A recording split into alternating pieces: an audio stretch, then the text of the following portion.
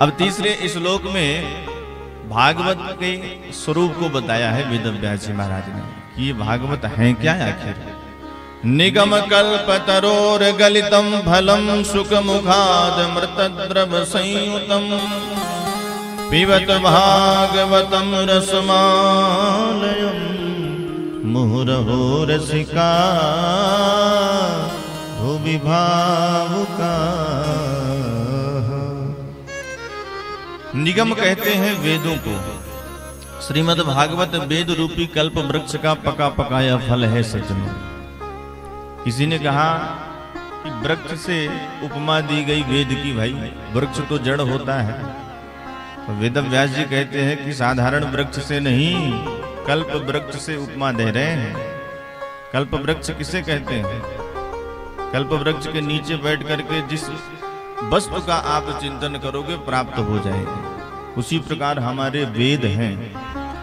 वेदों में हमारे ऐसे ऐसे मंत्र हैं सज्जनों, उन मंत्रों को निष्ठा पूर्वक आप जप करिए, जो आपको चाहिए वह आपको प्राप्त हो जाएगा। इसलिए कल्प वृक्ष कह दिया। तो वेद रूपी कल्प वृक्ष का पका पकाया फल श्रीमद् भागवत है। तो किसी ने कहा कि ऊपर शाखा से नीचे गिरा होगा तो टूट गया होगा, फूट गया होगा। तो व्यास जी कहते ना, टूटा फूटा फल नहीं है, क्योंकि शाखा पर शाखा आकर के नीचे प्राप्त हुआ है। सबसे पहले नारायण की शाखा से टपका तो ब्रह्मा की शाखा पर अटका, ब्रह्मा की शाखा से टपका तो नारद की शाखा पर लटका, नारद की शाखा से टपका तो व्यास की शाखा पर अटका, और व्यास की शाखा से टपका तो सुखदेव परीक्षित के माध्यम से सूतादि ऋषियों को, हम सबको यह फल दिव्य प्राप्त हुआ। तो शाखा पर शाखा टपका है, एकदम से धम्म से थोड़ी नीचे आया है कि फूट गया हो। तो किसी ने कहा महाराज फल में छिलका होता है, गुठली होता है, तो फल तो चूसा जाता है, पर आप तो कह रहे हैं पिबत भागवतम, पियो। अरे फल भी कोई पीता है क्या?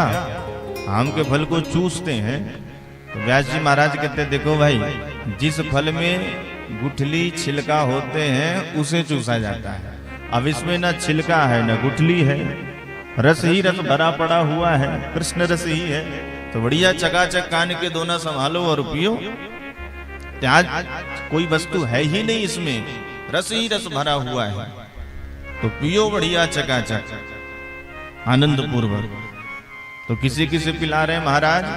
व्यास जी ने कहा वैसे तो सार्वजनिक प्याऊ हैं, लेकिन फिर भी रसिक और भावुकों को ज्यादा पिलाने में आनंद आता है, क्योंकि जो प्यासा होता है पानी पिलाने में उसे ही आनंद आता है।